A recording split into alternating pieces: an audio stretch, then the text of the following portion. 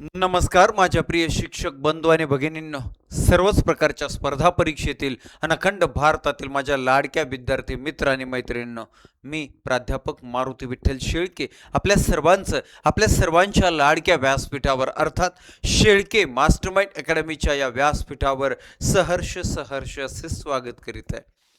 बर, टी असो किंवा CTT या परीक्षांच्या तयारीसाठी आपण परीक्षा कधीही हो, परंतु त्या परीक्षेपर्यंत आपल्या अभ्यासात सातत्य, आपलं टेस्ट, आपलं मूल्यमापन हे सातत्यानं सुरू राहिलं पाहिजे. आणि यासाठी आपण डेमो टेस्ट सिरीजचा कोर्स सुरू केलेला आहे. यामध्ये दर रविवारी पेपर 1ची, पेपर 2ची 150 प्रश्न, 150 मार्कांची ऑल सब्जेक्टची अतिशय अभ्यासपूर्ण तयार केलेली टेस्ट सोडवायला येते.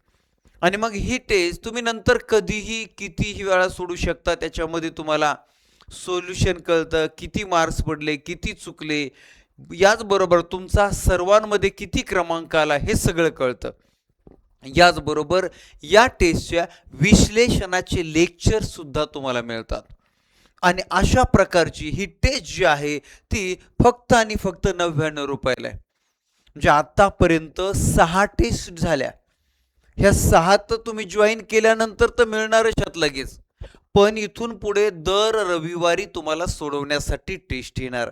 आणि म्हणून प्रत्येकानं ही टेस्ट जॉईन करायची, टेस्ट सोडवायच्यात आणि विश्लेषणाच्या लेक्चरच्या माध्यमातून अतिशय चांगल्या पद्धतीची तयारी, एक रिव्हिजन करायची. चला, डेमो टेस्ट क्रमांक 6 या 6 मधील पेपर 1 मधील परिसर अभ्यास म्हणजेच इतिहास, भूगोल, नागरिक शास्त्र आणि विज्ञान या विषयांवर जे 30 प्रश्न येतात त्या 30 पैकी या विज्ञानाचं विश्लेषण शिंदे मॅडम करणार आहेत. म्हणून उरलेल्या 3 विषयांचं विश्लेषण माझ्याकडे दिलेलं आहे. लगेच सुरुवात करूया. पहिला प्रश्न वाचा, समजून घ्या. नैऋत्य मोसमी वाऱ्यावर परिणाम करणारा एल निनो हा टिंबटिंबामधील उष्ण पाण्याचा पट्टा आहे. आता पहिली गोष्ट की नैऋत्य मोसमी वारे ही आपली पृथ्वी, या पृथ्वीच्या मधोमधून जाणारं हे विषुववृत्त, आणि या विषुववृत्ताला ओलांडल्यानंतर दक्षिणेकडून उत्तरेकडे वाहणारे जे वारे आहेत ते पृथ्वीच्या परिवलनामुळे काय होतात, उजवीकडे वळतात आणि नैऋत्येकडून ईशान्येकडे दिशेने वाहतात. म्हणून त्यांना नैऋत्य मोसमी वारे म्हणतात. या वाऱ्यापासून भारतामध्ये, महाराष्ट्रामध्ये मोठ्या प्रमाणात अगदी 80% पेक्षा जास्त या प्रकारचा पाऊस पडत असतो. आणि म्हणून हे वारे आणि यापासून पडणारा पाऊस भारतासाठी फार महत्त्वाचा आहे. मात्र पॅसिफिक महासागरामध्ये पेरू या देशाच्या किनारपट्टीवर काही वेळा उबदार असे पट्टे तयार होतात, उबदार पाण्याचे पट्टे तयार होतात. म्हणजे तिथल्या पाण्याच्या पट्ट्यांचं टेम्परेचर वाढतं आणि त्यामुळं भारतामध्ये, आशिया खंडामध्ये नैऋत्य मोसमी वाऱ्यावर हानिकारक परिणाम होत असतो. अगदी दुष्काळजन्य परिस्थिती होत असते. नैऋत्य मोसमी वाऱ्याची ताकद कमी होते, उशिरा येणं किंवा त्याच्यामध्ये अनियमितता असणं, पाऊस कमी पडणं, या सगळ्या गोष्टी होत असतात. अशा प्रकारे हा एल निनो ऑप्शन नंबर 4 आपल्या प्रश्नाचं उत्तर आहे. पर्याय क्रमांक 4 आपल्या प्रश्नाचं उत्तर आहे. ओके, चला दुसरा प्रश्न. बिग बँग थेअरी, महाविस्फोट त्याला म्हणतात. बिग बँग थेअरी खालीलपैकी कशाशी संबंधित आहे? तर जॉर्ज लॅमेत्रे यांनी 1927 मध्ये सर्वप्रथम मांडलेला हा जो सिद्धांत आहे, बिग बँग सिद्धांत, महाविस्फोट सिद्धांत, हा विश्वाच्या निर्मिती संदर्भातचा सिद्धांत आहे. आणि यानुसार खूप कोट्यावधी वर्षापूर्वी जी पृथ्वीची निर्मिती झाली ती कशी झाली या संदर्भाचं वर्णन या सिद्धांतामध्ये ऑप्शन नंबर 1 आपल्या प्रश्नाचं उत्तर आहे. Okay, next. भूस्थिर कक्षेत फिरणाऱ्या उपग्रहाला पृथ्वीभोवती एक फेरी पूर्ण करण्यासाठी किती कालावधी लागतो? आता पृथ्वीचा अभ्यास करण्यासाठी, निरीक्षण करण्यासाठी पृथ्वीच्या कक्षेमध्ये पृथ्वीपासून सुमारे 36,000 किलोमीटर, की जिथं पृथ्वीचं गुरुत्वाकर्षण आणि पृथ्वीचं केंद्रोत्सारी बल यांचा समतोल साधला जातो, अशा ठिकाणी अशा प्रकारचे हे जे उपग्रह आहेत ते उपग्रह स्थिर ठेवले जातात आणि ते पृथ्वीच्या परिवलनाबरोबर ते सेम त्याच्याबरोबर ते परिवलन करत असतात. आणि म्हणून हे समजा इथं एखादा उपग्रह आहे आणि इथं आपण आहोत, तर आपण इथं आलो की तो इथं येणार आहे. अशा प्रकारे तो स्थिर पृथ्वीच्या एका विशिष्ट ठिकाणाच्या वर स्थिर असतो बघा, स्थिर असतो. आणि म्हणूनच पहा आपल्याला हे जे डिश वगैरे जे आहे ते एकाच दिशेने आपल्याला ते निश्चित करावे लागतात. आणि त्याच्यामुळं आता मग पृथ्वीला एक फेरी जेव्हा पूर्ण होते ना, तेवढाच कालावधी त्याला लागतो. म्हणजेच पृथ्वीला स्वतःभोवती एक फेरी पूर्ण करण्यासाठी 24 तास लागतोय, बरोबर. म्हणजे ॲक्च्युली सांगायचं म्हटलं तर 23 तास 56 मिनिटे आणि 4 सेकंद एवढा कालावधी लागतो. ऑप्शन नंबर 1च आपल्या प्रश्नाचं उत्तर आहे बघा. त्यानंतरचा पुढे पहा की बालमानसशास्त्र व अध्यापनशास्त्र या विषयाची TET-साठी CTET-साठी परिपूर्ण तयारी करायची असेल तर आपण बालमानसशास्त्र व अध्यापनशास्त्र 18 वर्षापासून हा विषय मी शिकवत आहे. 2008 साली या पुस्तकाची पहिली आवृत्ती पब्लिश केली आणि 2026 मध्ये या पुस्तकाची 10वी आवृत्ती पब्लिश केलेली आहे पहा. आणि हे पुस्तक यामध्ये सर्व घटकांच्या नोट्स आहेत, प्रत्येक घटकावर प्रश्नोत्तर आहेत. आत्तापर्यंतचे सर्व TET-चे प्रश्नोत्तर आहेत. अगदी परीक्षा परिषदेने चुकीचे दिलेल्या प्रश्नांचं सुद्धा स्पष्टीकरणासह संदर्भासह त्याचे अचूक उत्तर काय ते दिले. 2017च्या अभियोग्यता परीक्षेमध्ये आलेले प्रश्नांची उत्तरं सुद्धा आहेत, प्रश्नोत्तर आहेत. याचबरोबर नवीन अभ्यासक्रमावर आधारित 100 टेस्ट उत्तरासह सोडवण्यासाठी आहेत पहा. अशा प्रकारचं हे जे पुस्तक आहे आपलं 450 रुपये त्याची प्राइस आहे, 65 रुपये त्याचा पोस्टल चार्ज आहे, असे 515 लागत असतात. मात्र याच्यावरती डिस्काउंट ऑफर आहे आणि ऑल ओव्हर इंडियामध्ये आपण फक्त 400 रुपयामध्ये घरपोच देतो. हे पुस्तक बुक करण्यासाठी माझ्या या नंबरला व्हॉट्सॲपला पुस्तक पाहिजे असा मेसेज करा. त्याचप्रमाणे तुम्हाला प्रोसेस सांगितली जाईल काय करायची. तुम्ही पुस्तक बुक केल्यानंतर तुम्हाला 4थ्या ते 5व्या दिवशी घरपोच भारतामध्ये कुठेही मिळून जाईल पहा. ओके, चलो नेक्स्ट. पुढचा प्रश्न पहा. खालीलपैकी ऐतिहासिक घटनेसंबंधीचा चुकीचा कालक्रम कोणता आहे? आता चुकीचा कालक्रम पाहूया आपण काय दिलंय. शिवाजी महाराजांची जावळीवर स्वारी 1656 हे बरोबर आहे पहा. 15 जानेवारी 1656 रोजी शिवाजी महाराजांनी जावळीवर आक्रमण केलं होतं. जावळी मोऱ्यांची ताब्यामध्ये घेतली होती. त्यामधील रायरीचा किल्ला, भोरप्या डोंगर हे ताब्यामध्ये आले होते पहा. म्हणजे पहिली जोडी बरोबर आहे. शिवाजी महाराज व अफजल खान यांची भेट ही सुद्धा बरोबर आहे पहा. 10 नोव्हेंबर 1659 रोजी जावळीच्या खोऱ्यातील प्रतापगडावर ही भेट झाली आणि खानाचा कोथळा या दिवशी काढलाय. तो दिवस आता शिवप्रताप दिन म्हणून साजरा केला जातो. म्हणजे दुसरी ही जोडी बरोबर आहे. आपल्याला शोधायची चुकीची. लाल महालावर छापा इथं 1660 दिलंय, मात्र 1660 नसून दिनांक 5 एप्रिल 1663 रोजीची ही घटना आहे.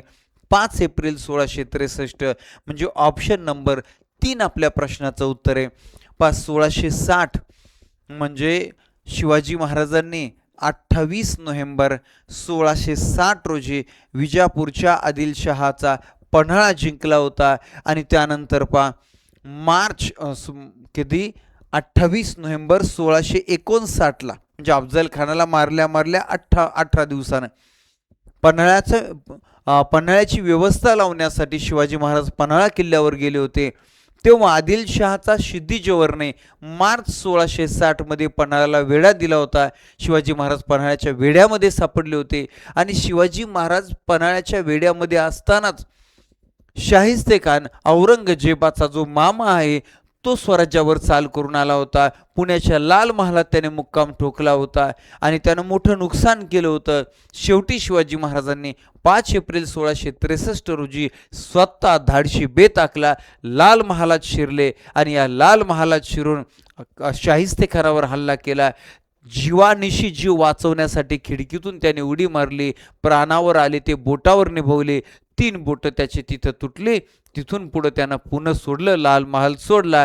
अशा रीतीची घटना. चुकीची जोडी विचारली आपल्याला, ऑप्शन नंबर 3. आता पहा, शिवाजी महाराजांची आग्र्यावरून सुटका ही 1666 17 ऑगस्ट 1666 रोजी तिथून बादशाहच्या हातावर तुरी नाही तर मिठाई देऊन पसार झालेले आहेत. हे अतिशय महत्त्वाची घटना. अशा रीतीने ऑप्शन नंबर 3 आपली जोडी चुकीची, बाकीचे 3 पर्याय बरोबर आहेत. नेक्स्ट पुढचा प्रश्न बघा. शिवाजी महाराजांच्या अष्टप्रधान मंडळातील मंत्री व त्याचे खाते यांच्या जोड्या. अष्टप्रधान मंडळ अतिशय चांगल्या पद्धतीने लक्षात ठेवायचं बघा. मग काही काही क्लुप्त्या, काही काही क्ल्यू आणि अशा जोड्या आल्या तर 1-2 क्ल्यूवरून तर लक्षात येतं. त्यातले महत्त्वाचा सोपा क्ल्यू हंबीरराव मोहिते म्हणजे सेनापती होते. बरोबर. मग हंबीरराव मोहिते सेनापती. ब य कुठं कुठं आहे बघा, शोधा मग आता. ब य फक्त इथंच. याचा अर्थ आपलं उत्तर ऑप्शन नंबर 4 आहे. आता आपण सगळ्याच जोड्या. मग अजून सोपा क्ल्यू, मोरोपंत तिंगळे. मोरोपंत पिंगळे मुख्य. मुख्य प्रधान. तर इथं कर इथं आलं बघा, कर. यानंतर निराजीरावजी न्यायाधीश आहेत म्हणजे ड ल. ओके आलं. आणि मग एकच राहिला आपला चा रामचंद्र मुजुमदार अमात्य. ऑप्शन नंबर 4 आपल्या प्रश्नाचं उत्तर. ओके चलो नेक्स्ट पुढचा प्रश्न बघा. खालील विधानांवर विचार करा. करतो आम्ही विचार. तैनाती फौजेची पद्धती लॉर्ड वेलेस्लीने प्रथम अंमलात आणली. खरं तर एकदम डिटेलमध्ये सांगायचं म्हटलं तर फ्रेंच अधिकारी डुप्ले यानं ही पद्धत वापरली. मात्र त्याला ती यशस्वीरित्या वापरता आली नाही. मात्र त्याच्यानंतर आलेल्या लॉर्ड वेलेस्लीनं जो 1798 मध्ये आला होता त्यानं ती अतिशय यशस्वीरित्या वापरली बघा. मग 1798 मध्ये हैदराबादच्या निजामानं स्वीकारली. 1799 तंजावरच्या राजाला स्वीकारायला लावली. म्हैसूरच्या राजाला स्वीकारायला लावली. 1800 मध्ये बडोद्याच्या गायकवाडांना स्वीकारावं लागली. 1801 मध्ये अवधचा नवाब. 1802 मध्ये दुसरा बाजीराव पेशवा. 1803 मध्ये भोसले. 1804 मध्ये अवधपूर, जोधपूर, भरतपूर अशा संस्थानांनी स्वीकारले. अशा रीतीनं तैनाती फौज पण मग हा यशस्वी नाही म्हणून वेलस्ली यशस्वी झाला. म्हणून तैनाती फौजेचा जनक जो आहे तो तैनाती फौजेचा जनक वेलस्लीला म्हणतात. परंतु इथं दिले तैनाती फौजेची लॉर्ड डलहौसीनं प्रथम अंमलात आणली. तर हे उत्तर तितकं काय खास वाटत नाही. डुप्लेने अगोदर वापरली पण तो यशस्वी झाला नाही असं आहे. माउंट स्टुअर्ट एल्फिन्स्टन हा पेशवाईच्या असतानंतर मुंबईचा पहिला गव्हर्नर नाही. पेशवाईच्या असतानंतर म्हणजे 1818 नंतर तो पहिला गव्हर्नर झालाय असं. 1818 नंतर तो अगोदर कमिशनर झाला होता म्हणजे त्याला आपण आयुक्त म्हणू. आणि नंतर तो गव्हर्नर झाला अशा रीतीनं. आणि मग त्याला आधुनिक मुंबईचा शिल्पकार नाना जगन्नाथ शंकर सेठ आणि त्यांना माउंट स्टुअर्ट एल्फिन्स्टनला त्याच्या नावाने कॉलेज सुद्धा नाना जगन्नाथ शंकर सेठ यांनी स्थापन केलेलं आहे तर हा जो प्रश्न एका परीक्षेला आला होता त्यामध्ये दोन्ही उत्तर बरोबर दिले. परंतु क्लिअर कट जर पाहायचं म्हटलं तर हे दोन्ही पर्याय जे आहेत संदिग्ध आहेत.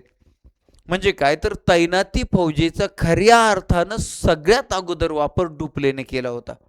मग याला प्रथम म्हणता येणार नाही. हा जरी यशस्वी झालाय ठीक आहे पण त्याच्यानंतर माउंट स्टुअर्ट एल्फिन्स्टन हा पेशवाईच्या असतानंतर मुंबईचा पहिला गव्हर्नर बनला. तर पहिला गव्हर्नर नाही पण असतानंतरचा अगोदर तो आयुक्त बनला, कमिशनर, मग गव्हर्नर बनला. अशा रीतीनं हे दुसरं वाक्य सुद्धा संदिग्ध आहे. परंतु हा जो प्रश्न ज्या परीक्षेला आला होता त्यामध्ये वर्ग 3ला बऱ्याच वेळा अशा प्रकारचे प्रश्न संदिग्ध असून सुद्धा बरोबर दिले जातात. तर तिथं दोन्ही उत्तरं बरोबर दिलेले आहेत दोन्ही उत्तरं बरोबर दिलेले आहेत. पण ॲक्च्युली याच्या पाठीमागची मी सगळी बेसिक गोष्ट सांगितलेली आहे. क्लिअर. त्याच्यानंतर तुम्हाला जर तोच प्रश्न MPSCला आला असताना तर दोन्ही प्रश्न चुकीचे, दोन्ही वाक्य चुकीचे दिले असते, कारण तिथे एकदम बारीक ना बारीक ॲक्युरेसी पाहिली जाते. आणि मग अशा ॲक्युरेट इतिहासाच्या तयारीसाठी आगामी होणाऱ्या जवळपास सगळ्याच परीक्षा MPSCकडे जातात. मग सगळ्या सरळ सेवा असू द्या, ग्रुप बी असू द्या, ग्रुप सी असू द्या, पूर्व परीक्षा असू द्या, मुख्य परीक्षा असू द्या, या सर्वांमधील जो अतिशय महत्त्वाचा विषय इतिहास, या इतिहासामध्ये आउट ऑफ स्कोअर करण्यासाठी आपण स्वतंत्र इतिहासाचा कोर्स सुरू केलेला आहे. आपल्या शेळके मास्टरमाइंड अकॅडमी ॲप्लिकेशनमध्ये प्ले स्टोअरला जायचं, Shelke mastermind academy app download करा आणि त्यामध्ये MPSCच्या फोल्डरमध्ये तुम्हाला हा इतिहासाचा कोर्स दिसेल बघा. चलो पुढे, सर्व धर्माचा तुलनात्मक अभ्यास करून सत्यार्थ प्रकाश हा ग्रंथ खालीलपैकी कोणी लिहिला? सत्यार्थ प्रकाश सर्वांना माहिती आहे काय, तर 1875 मध्ये ज्या आर्य समाजाची स्थापना ज्यांनी केली होती, वेदांकडे चला असा संदेश दिला होता, त्या आर्य समाजाच्या प्रचारार्थ हा सत्यार्थ प्रकाश नावाचा जो ग्रंथ आहे तो 1879 मध्ये प्रकाशित केलेला हा ग्रंथ आहे. मग अर्थातच तो कोणाचा? आर्य समाजाची ज्यांनी स्थापना केलेली आहे ते स्वामी दयानंद सरस्वती, मूळ शंकर अंबाशंकर तिवारी. ऑप्शन नंबर 2, स्थापना या संस्थेची मुंबईमध्ये झालेले बरोबर. मात्र स्वामी दयानंद सरस्वती हे गुजरातमधील आहेत, काठेवाड संस्थानामधील टंकारा या गावचे. आपलं उत्तर आहे ऑप्शन नंबर 2. ओके, चलो नेक्स्ट.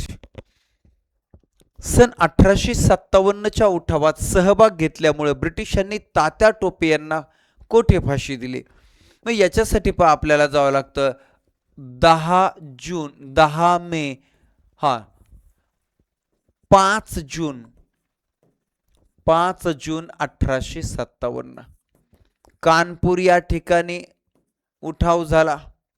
कानपूरच्या उठावाचं नेतृत्व कोणी केलं? तर नानासाहेब पेशवे यांनी उठावाचं नेतृत्व केलं. आणि नानासाहेब पेशव्यांचे एक सरदार म्हणजे तात्या टोपे बरोबर. रामचंद्र पांडुरंग येवलेकर नाशिकचे.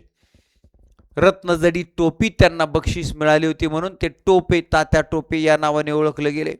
आणि फार मोठा संघर्ष त्यांनी इंग्रजांच्या विरोधात सुरू केला. मात्र इंग्रजांनी कानपूर जिंकल्यानंतर नानासाहेब पेशवे नेपाळला गेले. मात्र तात्या टोपेने आपला संघर्ष चालूच ठेवला. तात्या टोपे ग्वाल्हेरला गेले आणि ग्वाल्हेरला त्यांना ग्वाल्हेरचं नेतृत्व तात्या टोपेंनी केलं. राणी लक्ष्मीबाई येऊन त्यांना मिळाल्या आणि ग्वाल्हेरचा किल्ला त्यांनी जिंकला. मात्र ग्वाल्हेरचा किल्ला जिंकल्यानंतर या ठिकाणी मोठ्या फौजेनिशी सर ह्युरोज आला आणि खूप मोठा संघर्ष झाला. 18 जून 1858 रोजी या ठिकाणी झालेल्या लढाईमध्ये राणी लक्ष्मीबाई वीरगतीला प्राप्त झाल्या, धारातीर्थी पडल्या. मात्र इथूनही तात्या टोपे निसटली आणि गणी काव्याच्या माध्यमातून त्यांनी इंग्रजांच्या विरोधात संघर्ष चालूच ठेवला. मात्र फंद फितुरी झाली आणि त्यामुळे दिनांक 7 एप्रिल 1859 रोजी त्यांना पकडलं गेलं. त्यांच्यावरती खटला भरवला गेला. त्यांनी ब्रिटिश साम्राज्याच्या विरोधात राष्ट्रद्रोह केलं, अशा प्रकारे त्यांच्यावर खटला भरवला. त्यावेळेस त्यांनी सांगितलं की मी ब्रिटिश साम्राज्यच मानत नाही, तर या साम्राज्याच्या विरोधात राष्ट्रद्रोह करायचा विषयच नाही. तरी त्यांना दिनांक 18 एप्रिल 1859 रोजी फाशीची शिक्षा झाली. क्षिप्री या ठिकाणी, आत्ताच्या मध्य प्रदेशमध्ये, त्याला शिवपुरी असं म्हणतात. म्हणजे आपलं उत्तर आहे ऑप्शन नंबर 2, पर्याय क्रमांक 2. ओके, चलो नेक्स्ट. खालीलपैकी कोणत्या डोंगर रांगेमुळे गोदावरी खोरे व भीमा खोरे विभागले गेले? तर एकदम सोपं तुम्हाला यासाठी एक क्रमच लक्षात ठेवायचा आहे कायमस्वरूपी. विंध्य पर्वत, उत्तरेला विंध्य पर्वत आहे. ओके, यानंतर या विंध्य पर्वताच्या दक्षिणेला भारतातली सर्वात मोठी पश्चिम वाहिनी नदी आहे नर्मदा नदी. ओके, नर्मदा नदी. या नर्मदा नदीच्या दक्षिणेला 7 सातपुडा पर्वत आहे. सातपुडा पर्वत रांग आहे पा. ओके, सातपुडा. या सातपुडा पर्वत रांगेच्या दक्षिणेला तापी नदी आहे. तापी नदी सुद्धा पश्चिम वाहिनी नदी आहे. महाराष्ट्रातली सर्वात मोठी पश्चिम वाहिनी नदी आहे पा. नर्मदा नदी 54 आहे, तापी 208 किलोमीटर आहे. बर, तापी नदीच्या दक्षिणेला मग सातमाळा अजिंठा. सातमाळा अजिंठा ही डोंगर रांग आहे पा, सह्याद्रीची उपरांग आहे. सातमाळा अजिंठा डोंगर रांगेच्या दक्षिणेला गोदावरी नदी आहे. गोदावरी नदी ही मात्र पूर्व वाहिनी आहे. ओके, गोदावरी नदीच्या दक्षिणेला सह्याद्री पर्वतरांगेची हरिश्चंद्र बालाघाट. हरिश्चंद्र बालाघाट ही सह्याद्रीची उपरांग आहे. ओके, हरिश्चंद्र बालाघाटच्या दक्षिणेला भीमा नदी आहे. भीमा नदी.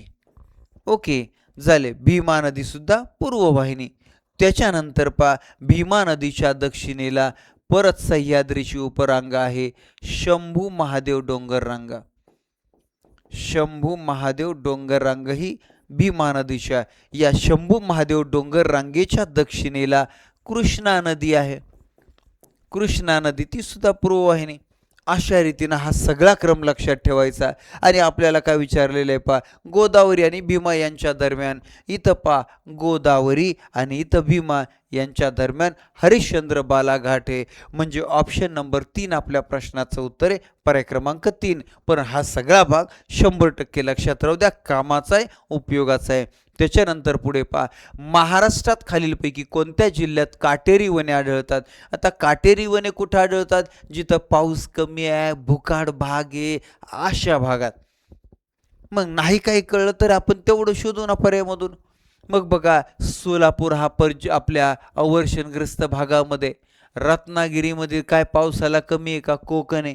जळगावमध्ये सुद्धा भरपूर पाऊस पडतोय, बरोबर. म्हणून तर तापी, नर्मदा एवढ्या मोठ्या नद्या जळगावमधून वाहत वाहत जातात. याचा अर्थ इथं तर काटेरी वने नसतील 2 ठिकाणी. सोलापूरच्या शेजारचा हा आपला बघा अवर्षणग्रस्त भाग, दुष्काळग्रस्त भाग. ज्या अहमदनगरला आता अहिल्यानगर नाव दिले, नाव बदलू द्या पण तरी दुष्काळ थोडी बदलणार आहे, बरोबर आहे की नाही. म्हणजे अ आणि ड हे 2 उत्तर असणार आहेत. आहे का पर्यायामध्ये फक्त अ व ड. ऑप्शन नंबर 4 आपल्या प्रश्नाचं उत्तर आहे. किती सोपं आहे बघा. पुढचा प्रश्न, भारतीय बेटे देशाला महत्त्वाचे आहेत, याचे प्रमुख कारण खालीलपैकी कोणते आहे. येथे मोठ्या प्रमाणात मासेमारी चालते. अंदमान निकोबार, अरबी, त्याच्यानंतर लक्षद्वीप, कुठलंही मोठ्या प्रमाणात मासेमारी. येथे पर्यटकांचे आकर्षण स्थळ आहेत. कोण कुठं जात आहे फिरायला. अंदमान निकोबारचे काही बेटांवर अजून जायला परमिशनच नाही. बेटांचा उपयोग नाविक दलास होतो, हा थोडाफार होतही असेल, ओके, पण हेही प्रॉपर उत्तर नाही. प्रॉपर उत्तर आहे बेटे भारताच्या सागरी सीमा व संरक्षणाच्या दृष्टीने उपयोगी पडतात. हे महत्त्वाचं आहे आणि म्हणून उत्तर ऑप्शन नंबर 1 दिलेला आहे, फक्त ड. ओके, नेक्स्ट, गाळाची मृदा खालीलपैकी कुठे आहे.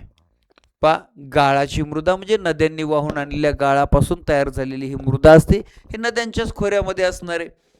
तर महाराष्ट्र पठारावर गाळाची मृदा जी आहे ती प्रामुख्याने तापी आणि पूर्णा या 2 नद्यांच्या खोऱ्यामध्ये मोठ्या प्रमाणात आहे. मग असं जर म्हटलं तर या नद्या खानदेशामध्ये, जळगाव जिल्ह्यामध्ये, चांगदेव जवळ मुक्ताईनगर या ठिकाणी यांचा संगम आहे. म्हणजे खानदेशामध्ये जावं लागणार. म्हणून उत्तर आहे ऑप्शन नंबर 2, पर्याय क्रमांक 2 उत्तर आहे. ओके, तसं पाहिलं तर अनेक ठिकाणी अशा प्रकारे गाळाची मृदा आहे. म्हणजे जिथं जिथं नद्या वाहून आल्या, नद्यांनी गाळ वाहून आणलाय. आता घाट माथ्यावर तर वरती तर काय असायचं विशेष नाही, गाळ खाली वाहून आणला जाणार आहे, बरोबर आहे. तर हा भाग नाही. मग कोकणामध्ये कोकणामध्ये अगदी अरबी समुद्राच्या बाजूला नद्यांनी वाहून आणलेला काही प्रमाणात गाळ आणि त्यामध्ये मिश्र वाळू, समुद्राची रेती, वाळू हे मिक्स झालेले आहे आणि अशा प्रकारच्या मृदेला लोम मृदा म्हणतात. परंतु गाळाच्या प्रमाणात सर्वात जास्त आघाडीवरती खानदेश आहे, म्हणून ऑप्शन नंबर 2 खानदेश म्हणजे तापी पूर्णा नद्यांचं खोरं. जैवविविधते संदर्भात संपन्न प्रदेश ही संकल्पना खालीलपैकी कोणी प्रथम मांडली, कोणी प्रथम वापरले? आता संपन्न प्रदेश म्हणजे आपल्याला वाटतं फक्त असं संपन्न भरपूर काय, तसं नाही, नीट पहा. जैवविविधता आहे तिथं, विविध प्रकारचे जीव आहेत, परंतु मानवी कृत्यामुळं त्या जीवांचं अस्तित्व धोक्यात आलंय. अशा प्रकारच्या प्रदेशाला 1988 रोजी संशोधक मायर यांनी संपन्न प्रदेश असं म्हटलेलं आहे. ऑप्शन नंबर 1 आपल्या प्रश्नाचं उत्तर आहे. पर्याय क्रमांक 1 आपल्या प्रश्नाचं उत्तर आहे. पहा नेक्स्ट, पहा भूगोलाची परिपूर्ण तयारी करून MPSCचे सरळ सेवा असू द्या, ग्रुप बी असू द्या, ग्रुप सी असू द्या, आउट ऑफ मार्कांची तयारी करायची असेल, परिपूर्ण तयारी करायची असेल, तर आपण MPSC साठीचा भूगोल हा कोर्स स्वतंत्र सुरू केलेला आहे. पहा आपल्या शेळके मास्टरमाइंड अकॅडमी ॲप्लिकेशनमध्ये जाऊन या विषयाचा सुद्धा तुम्ही अतिशय हाय टेक्नॉलॉजीच्या PPT सह हा कोर्स तुम्हाला पाहायला मिळेल. रेकॉर्डेड लेक्चर्स तुम्हाला यामध्ये मिळतील.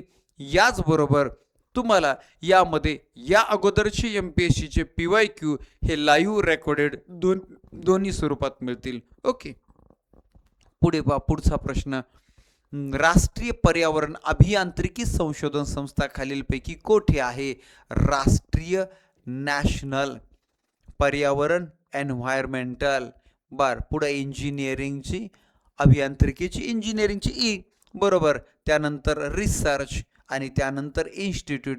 अशा रीतीनं नीरी असं त्या या संस्थेला इंग्लिशमध्ये शॉर्टकट म्हटलं जातं. संशोधनाचं काम करणारी ही संस्था ऑप्शन नंबर 3 नागपूरमध्ये आहे. महाराष्ट्राची उपराजधानी, महाराष्ट्राच्या हिवाळी अधिवेशनाचं ठिकाण नागपूर, 0 माईल ज्या ठिकाणी ते. पुढे पहा, मूलभूत अधिकारासंबंधी खालील विधानांवर विचार करा. बरं, करू विचार, काय अडचण नाही, आम्हाला विचारच करायचा. भारताच्या संविधानाच्या भाग 3 मध्ये मूलभूत अधिकारांचा उल्लेख करण्यात आलेला आहे. भाग 3 मध्ये मूलभूत अधिकारांचा उल्लेख केलाय, सही आहे.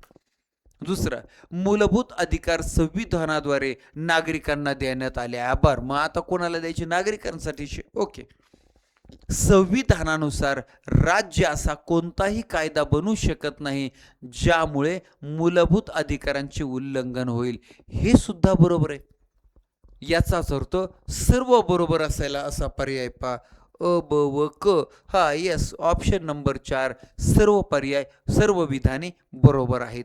नेक्स्ट, सर्वोच्च न्यायालयाचे न्यायाधीश वयाची टिंबटिंब वर्ष पूर्ण झाल्यानंतर निवृत्त होतात. सर्वोच्च न्यायालयाचे न्यायाधीश 65 वर्षापर्यंत आणि उच्च न्यायालयाचे न्यायाधीश जे आहे उच्च न्यायालयाचे 62 वर्षापर्यंत. हे दोन्ही महत्त्वाचे आहेत. आपलं उत्तर ऑप्शन नंबर 1 65. पुढे, न्यायालयीन पुनर्विलोकनाचे तत्व भारतीय राज्यघटनेत कोणत्या देशापासून स्वीकारण्यात आले? न्यायालयीन पुनर्विलोकन म्हणजे संसदेने एखादा चुकीचा कायदा केला, संविधानाच्या दायऱ्यामध्ये न राहता एखादा काहीतरी कायदा केला, तर तो कायदा रद्द करण्याचा अधिकार न्यायालयाला आहे. याला म्हणायचं न्यायालयीन पुनर्विलोकन.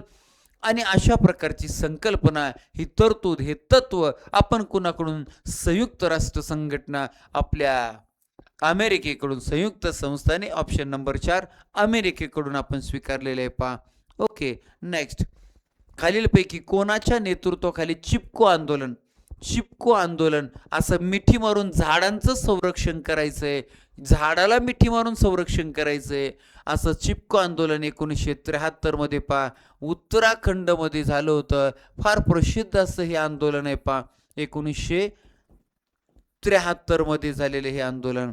तर कोणी केलं होतं, नेतृत्व कोणी केलं होतं असा प्रश्न आहे. पहा तर सुंदरलाल बहुगुणा यांनी या आंदोलनाचं नेतृत्व केलं होतं. ओके. पुढे, प्राथमिक शाळेमधील पर्यावरण शिक्षणाचा मुख्य उद्देश खालीलपैकी कोणता आहे? बालकाला तांत्रिक शब्द व परिभाषा माहिती करून देणे. पर्यावरण शिक्षणाचा उद्देश हा असतो का तांत्रिक शब्द? नाही, छोट्या छोट्या बच्चांबद्दल विचारलेलं आहे. पर्यावरण शिक्षणाशी संबंधित संस्थांची माहिती देणे. संस्थांची माहिती कशाला पाहिजे? बालकाला आपल्या ज्ञानाचा विस्तार करता येण्यासाठी विविध पर्यावरणीय पुस्तके वाचण्यास प्रोत्साहित करणे. हे थोडं बरं वाटतंय पण इतकं खास नाही. बालकाला आपले अनुभव बाह्य जीवनाशी जोडण्यास मदत करणे. हा प्रॅक्टिकली सगळ्यात महत्त्वाचा ऑप्शन नंबर 4 आहे. बालकाला आपले अनुभव बाह्य जीवनाशी जोडण्यास मदत करणे हा हेतू. नेक्स्ट, भारतातील वैविध्यपूर्ण समाज असलेल्या देशात पाठ्यपुस्तके कोणत्या प्रकारचे असावेत? कोणत्या प्रकारचे असावेत? सर्व भौगोलिक क्षेत्र व सामाजिक समूहांना जोडणारे. हा सगळ्यांना जोडणारे असायला पाहिजे. म्हणजे आपल्या समजा महाराष्ट्रात आपण शिकत आहोत तर काश्मीरमध्ये काय हे बी कळायला पाहिजे, तमिळनाडूमध्ये काय हे बी कळायला पाहिजे, आणि काश्मीरवाल्यांना बी महाराष्ट्र कळायला पाहिजे. बरोबर आहे की नाही? तेव्हा त्या विविधतेमध्ये एकता राहणार आहे. वेगवेगळ्या भौगोलिक क्षेत्रांसाठी वेगवेगळी पाठ्यपुस्तके असावेत. असं जर असेल तर एकमेकांबद्दलची माहिती कळणारच नाही, होणारच नाही. बालकाला सरकारप्रती आदर निर्माण करणारी असावीत. अशा कशाला? विवादास्पद मुद्द्यांपासून दूर राहणारी असावीत. नाही, आपल्याला अचूक उत्तर ऑप्शन नंबर 1 दिलेलं आहे. बाकीचे पर्याय फार काय व्हॅल्युएबल नाही आहेत, महत्त्वाचे नाही आहेत. ऑप्शन नंबर 1 आपल्या प्रश्नाचं उत्तर आहे. पहा, तुम्ही टीईटीची तयारी करत असाल, सीटीईटीची तयारी करायची असाल आणि दोन्ही असा तुम्हाला एखादा कोंबो कोर्स पाहिजे असेल मराठीचा, तर आदरणीय श्री गीते सरांनी टीईटी आणि सीटीईटी दोन्ही कोर्सच्या तयारीसाठी एकत्रित कोंबो कोर्स मराठीचा आता सुरू केलेला आहे. पहा, आणि अवघ्या 499 रुपयामध्ये तुम्ही तो जॉईन करू शकता, ज्यामध्ये तुम्हाला प्रश्नोत्तर विश्लेषण सुद्धा मिळणार आहे. याचबरोबर आपल्या दुसरे एक ॲप्लिकेशन आहे बघा, मास्टरमाइंड स्कॉलरशिप अकॅडमी. यामध्ये इयत्ता 8वी 9वी आणि 10वीचे सायन्स, मॅथ आणि इंग्लिशचे रेग्युलर लाईव्ह क्लासेस सुरू झालेले आहेत. पहा, अतिशय छान पद्धतीने मार्गदर्शन मिळत आहे आणि आता 50%ची ऑफर सुरू आहे, तुम्ही ती जॉईन करू शकता. यानंतर पहा, त्याच आपल्या मास्टरमाइंड स्कॉलरशिप अकॅडमी ॲप्लिकेशनमध्ये इयत्ता 4थी, इयत्ता 7वीचे स्कॉलरशिपचे क्लासेस सुरू आहे, 5वी नवोदयचे सुरू आहेत, 8वी NMMSचे सुरू आहेत. 8वी NMMS मधील जे 35 मार्कांचं इतिहास, भूगोल, नागरिकशास्त्र आहे ते मी घेत आहे. 5वी नवोदयमधील आता नव्यानं 20 प्रश्न जे आहेत परिसर अभ्यासाचे समाविष्ट केलेत ते मी घेत आहे. अशा रीतीनं हे अतिशय महत्त्वाचा भाग आहे पहा लहान मुलांसाठी, त्यासाठी तुम्ही जॉईन करू शकता. ओके, टीईटी पेपर 1च्या परिसर अभ्यासामधील विज्ञान सोडता इतिहास, भूगोल, नागरिकशास्त्राच्या प्रश्नांचं विश्लेषण आपण केलेलं आहे. विज्ञानाचं विश्लेषण शिंदे मॅडम तुम्हाला लगेच देतील. चलो, धन्यवाद. Thank you very much.